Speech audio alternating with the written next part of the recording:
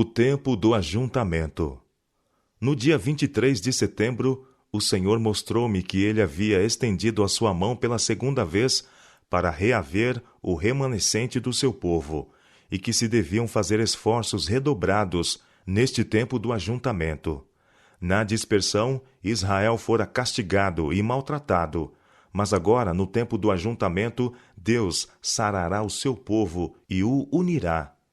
Na dispersão, fizeram-se esforços para espalhar a verdade com pouco êxito, pouco ou nada tendo sido conseguido. Mas no ajuntamento, quando Deus colocou sua mão para readquirir o seu povo, esforços para disseminar a verdade terão o seu esperado efeito. Todos devem estar unidos e cheios de zelo na obra. Vi que era errado se referirem alguns à dispersão, daí tirando exemplos para nos governar no ajuntamento. Pois se Deus não fizesse mais por nós agora do que fez então, Israel jamais seria ajuntado. Tenho visto que o diagrama de 1843 foi dirigido pela mão do Senhor, e que ele não deve ser alterado, que as figuras eram o que ele desejava que fossem, e que sua mão estava presente, e ocultou um engano em alguma figuração, de maneira que ninguém pudesse vê-lo, até que sua mão fosse removida. Vi então, em relação ao contínuo, que a palavra sacrifício foi suprida pela sabedoria humana, e não pertence ao texto, e que o Senhor deu a visão correta àqueles a quem deu o clamor da hora do juízo. Quando houve união, antes de 1844, quase todos eram unânimes quanto à maneira correta de se entender o contínuo, mas, na confusão desde 1844, outras opiniões têm sido abrigadas, seguindo-se trevas e confusão. O tempo não tem sido um teste desde 1844, e nunca mais o será. O Senhor me tem mostrado que a mensagem do terceiro anjo deve ir e ser proclamada aos dispersos filhos do Senhor, mas não deve estar na dependência do tempo. Vi que alguns estavam conseguindo um falso excitamento, despertado por pregar em tempo.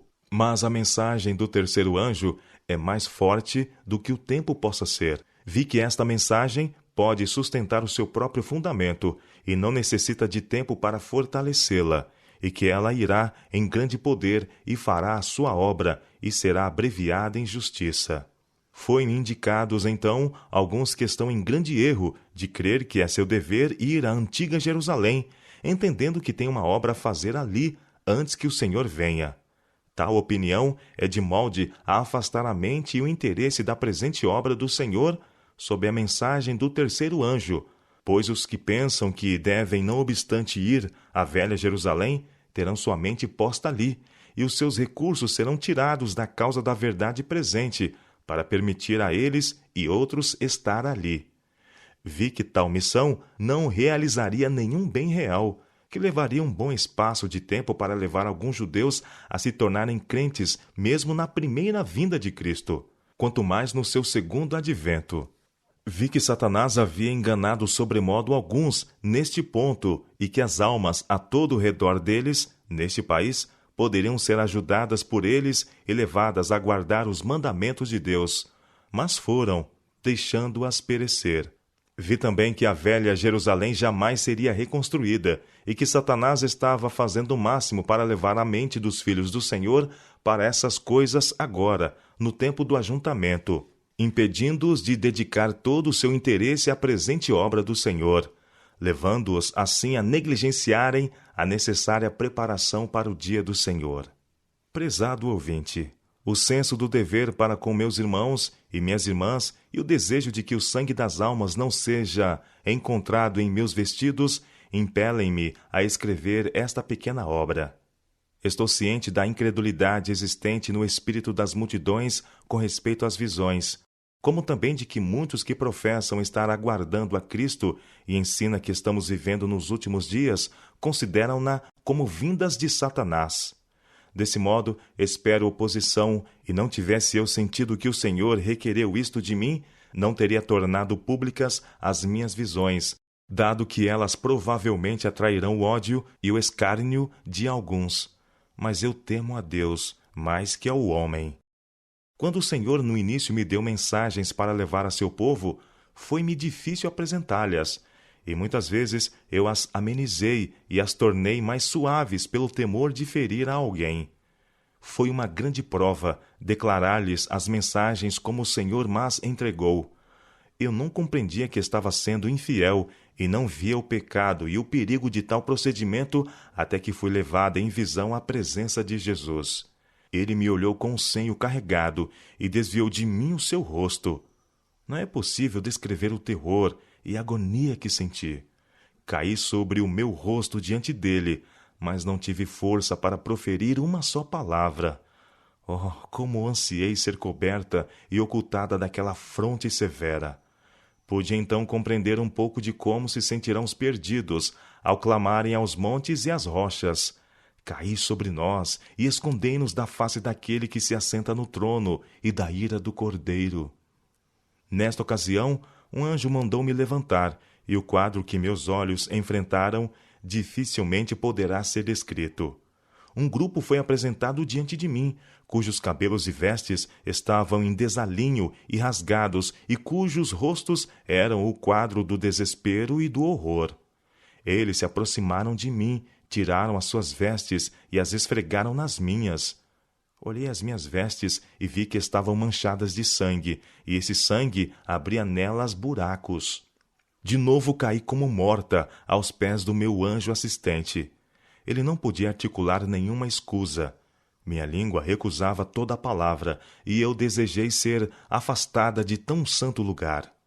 De novo, o anjo ergueu-me e disse: Este não é o teu caso agora, mas esta cena foi apresentada diante de ti, para que saibais qual será a tua situação se negligenciares declarar aos outros o que o Senhor te tem revelado. Mas, se fores fiel até o fim, comerás da árvore da vida e beberás do rio da água da vida. Terás que sofrer muito, mas a graça de Deus é suficiente. Senti-me então disposta a fazer tudo o que o Senhor requeresse de mim, a fim de ter a sua aprovação e não experimentar o seu senho severo. Frequentemente tenho sido falsamente acusada de ensinar pontos de vista peculiares ao Espiritismo. Mas antes que o redator do The Star incorresse nesse engano, o Senhor me deu uma visão dos tristes e desoladores efeitos que se produziriam sobre o rebanho, pelo fato de ele e outros ensinarem ideias espíritas. Tenho visto muitas vezes o amorável Jesus, que é uma pessoa.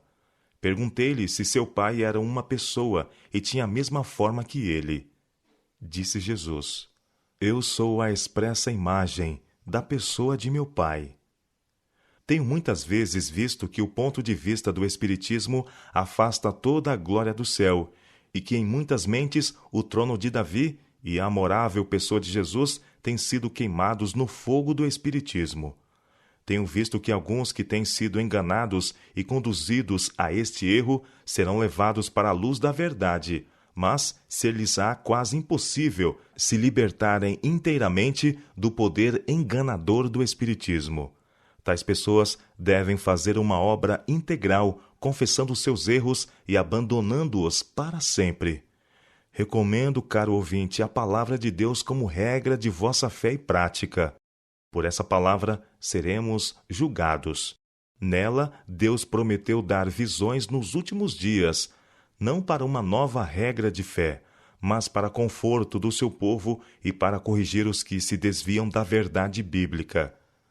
Assim tratou Deus com Pedro, quando estava para enviá-lo a pregar aos gentios. Aqueles que puderem fazer circular esta pequena obra, eu diria que ela se destina apenas aos sinceros e não aos que ridicularizariam as coisas do Espírito de Deus.